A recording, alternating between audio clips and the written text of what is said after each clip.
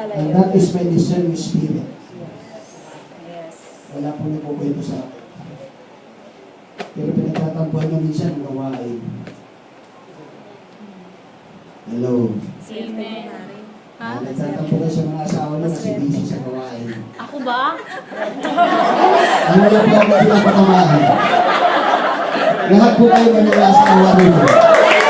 So magtatampo kayo sa mga asawa niyo kung saan pumupunta. Pasalamatan niyo po yan galing sa gawain. Baka mamaya pupuntahin sa ibang mga kapatid ko, mga magsisi pa kayo. Totoo yan. Ako inuumaga ako sa gawain noon, sabi ng Mrs. So, thank you galing sa gawain. Yes. Hindi galing kay Mrs. Real.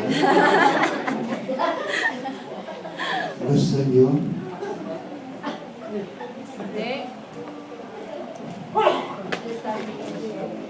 Hallelujah. Feelings. Pakiramdam ko, grabe yung kabayaan natin.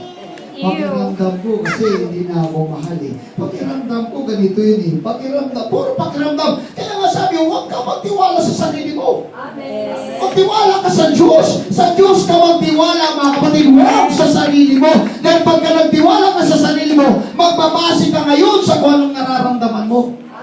Everybody say amen? Kaya kayo mga boys, huwag kayo magsilo sa mga asawa niyo kung saan pumunta, kung pupunta sa gawain yan. Dapat pasalamatan yun, eh, pumunta sa gawain. Ay, bay, kung pupuntahin kay Dingdong Nantes. Ha? Isipin nyo, kasi nga minsan mga kapatid, yung feelings natin, yun yung sumisira. Pagka pumasok dito yung nararamdaman, papasok dito yun eh. Pag pumasok dito, lalabas dito yun eh. Kaya makapagsasalita ka na hindi maganda, ayan, nag-gera na mga kapatid ko. May digmaan na sa hulusulo. Bakit mga kapatid? Dahil lang sa nararamdaman. Kasi pakiramdam ko, may ginagawa ka. Mali pa. Yun ang pakiramdam mo. Paligo mo yan. Mainit lang katawan mo. Hello? Amen? Wala kang tiwala sa asawa mo. Kristiyano yan. Amen. Hindi ka nagtitiwala sa bawat isa. Anong klaseng pagsasama kung walang pagtitiwalaan at walang Espiritu ng Diyos na kumitino sa buhay mo? Anong klaseng pagsasama yan? Amen. Hello? Yes. Eh, by the way, isipin mo, kung nagluloko siya, siya naman may impyerno. Yes, amen. Oh. Pero huwag mo isipin na may impyerno siya kasi ang feelings, nothing more than feelings. Yun ang sumisira sa pananampalataya. Amen. Palakpakan natin ang Panginoon. Amen. Puro na lang gawain, meeting na lang ng meeting, ganito na lang ng umaga. Ano ba nangyari sa inyo? Wala ka ng panahon sa akin. Hala, sige, dut-dut mo! Para magkaroon ng panahon. Pag sisilosan mo ang gawain, patay ka sa harapan ng Diyos! Yes, amen. Dahil sa nararamdaman, pakiramdam ko, pabayaan mo na ako eh. Wala na ng goodbye kiss eh. Kaya pala. Minsan-minsan lang to. Once a month. Amen. Amen. Malakas yung radar ko. Tandaan nyo, kahit saan pa kayo, lakas ng radar ko mga kapatid. Kaya sisilaw sa inyong gawain mo. Maganda ngayon na bago ang buhay. Kung hindi na bago ang buhay niya, baka lasing mo ngayon yan. Gusto mo lasing mo asawa mo. Pag uwi mo ng bahay, ang may mga kapatid suka. Magpalinga, pag gano'n ka ng mga kapatid, mahilo ka na. Eh dito pagdating mo sa bahay, ang may gawain. Ang may gawain sana. Hello? Kung minsan yung pakiramdam, mga kapatid, sumisira sa pananampalataya. Everybody say amen. Kung lahat tayo mananampalataya, ito, take note, kung asawa mo ginagamit sa gawain ng Panginoon, kahit umagahin pa yan, huwag kang mag-alala, nasa kamay ng Diyos yan, iniingatan ng Diyos yan, huwag kang mag-isip, mga kapatid, dahil sa parang katulad, mga kapatid, somewhere beyond the blues. Grabe mag-isip sa asawa. Iti-test ka yung asawa, mga kapatid. Ganito, mayroon kang inabangan sa may bandang Luzon. Pagdating sa bahay ng babae, mga kapatid, nandito na ako. Yung pala, nandun sa Florida, mga kapatid ko, nag-computer. O tingnan mo ang kaisipan, nandun sa Muson kasi daw may katagbo. Manihinala. O pagka nag-isip ka ng nag-isip ganyan, yan yung carnal things. Yan yung mga karnal na kaisipan. Kaya naisipin mo ang mga bagay na mula sa Diyos. Let's clap our hands to Jesus. Kaya nga mga kapatid, huwag ka na magtiwala sa ating mga nararamdaman. Everybody say amen. Kaya nga marami rin ngayon mga kapatid bumabasa sa pakiramdam. Halimbawa na lang sa gawain natin mga kapatid ko doon sa Muson. Sinabi ko nga sa inyo mga kapatid, napasok ng INC mga kapatid. Kasi ang sabi ng babae, teacher pa namang naturingan mga kapatid, wala nang pala alam salita ng Diyos. Pero mo ang sabi mga kapatid, kasi pakiramdam ko rito, Brad, masaya rito eh. Oo nga, masaya. May Philippine Arena, nagdadansaan yung mga tao, nagdadansaan yung mga bus, hallelujah. Masaya talaga yun. Pero ang tanong, yung kasiyahan ba nakadugtong sa mga salita ng Diyos? Katotohanan ba mga kapatid ko? Ang lahat ng sinasabi, yun ang problema. Pagka ang pakiramdam mo, hindi umaayon sa salita ng Diyos, pakiramdam lang yan. Dito ako sa INC kasi masarap dito. May bigas na binibigay linggo-linggo. Aba, yun pala ng palagayan. 1 kilong bigas lang pala. Amen. Pag pinasok kayo, tapos may namimigay na bigas, mga kapatid. Kasi uso ngayon eh. Paramihan mga kapatid ko ng bigay ng bigas. May 555 pa, may hot chili, calamansi, hot and spicy mga kapatid ko na kanton. Lahat yun ibinibigay. At dito ako, ang ganda rito, namimigay sila. Mali nga yung pure formula eh. Anong sabi ng Bible mga kapatid? Unahin mo muna ang kanyang kaharian at ang kanyang katwiran. Maya-maya, may bigas. Kaya may bigas maya-maya. Ang problema, inuunang hiningi yung bigas, mga kapatid, bago ang Panginoon. Seek ye first the kingdom of God and His righteousness, and all these things shall be added unto you. Kailan idadagdag? Pag sumamba ka na, pag naglingkod ka na, pag nagpupuli ka na, pag nag-worship ka, idadagdag sa'yo ang lahat ng pangangailangan mo. Ang problema, base sa pakiramdam. Sa bituon, ganun eh. Pagka marami bigas, marami membro. Paramihan ng bigas, paramihan ng membro. Pag isang sako ay pinamimigay, dagdag 5 kilo, i-divide mo mga kapatid ko yung 50 kilos, divide by 5, magkano? Ay, ilan? 25? O 25 katao. Ay 10 kahon, ay 10 kaban. Dami! Daming puno o simbahan. Wala nang bigas, wala na rin simba.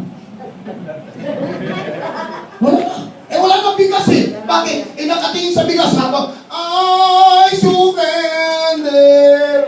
Nakatingin yung mga kapatid ko sa bodega. Wala pang bigas. Wala pang bigas eh. Wala eh. Wala nang bigas. Wala na yung bodega. I surrender. Ito yung mata nandun sa bodega nakatingin. Wala mo inilalabas. Yan mo si pastor. Walang nilalabas. Dito hindi. Bago ka magkakabigas, sumamba ka muna sa Panginoon. Maglingkod ka muna sa Panginoon. Hindi dito base sa pakiramdam. Everybody say amen. Everybody say praise the Lord. Hallelujah. Dito ako kay Soriano kasi magaling magbasa. Magaling lahat. Magaling. Magaling nga kasi wala namang bawal eh. Pwede 3 asawa, 2 asawa. Pwede nga lalaki ang asawa eh. Yung lalaki. Amen. Wala naman kasi tumitingin eh. Pero bakit siya amen? Kasi ba sila sa pakiramdam, sumasaya mga kapatid. Wag! Hallelujah! Kung tayo sumasamba rito, ba sila mga kapatid ko? Kasi masarap doon eh. Masarap sa MGC kasi laging may kape. Patanggalin natin yung kape. Wala nang timpla-timplang kape. Tingnan natin kung may magsimba pa. O kape lang ba pala ang mga kaligtasan? Di ba? Amen! Kaya tayo narito, dahil gusto natin baligtas. Narito tayo para gusto natin sabay ng Panginoon. Hindi tayo bumabasa sa pakiramdam. Everybody say amen! Amen! Maraming ganun eh. Kaya mayroong teacher sa church natin sa Pitulan, tangay talaga. Pinabayaan na. Sabi ko, hayaan nyo na, huwag nyo na sundan. Baka matangay pa kayo, sunod kayo na sunod.